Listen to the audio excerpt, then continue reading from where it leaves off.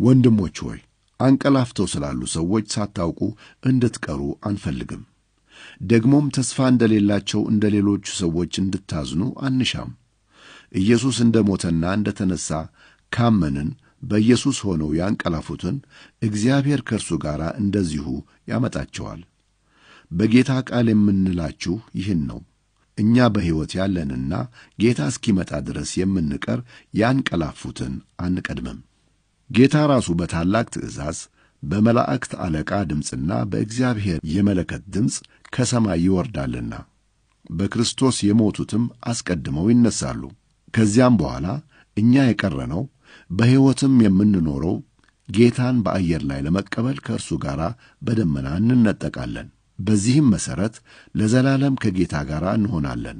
ስለዚህ በዚህ ቃል እርስ በርሳችሁ ተጽናኑ።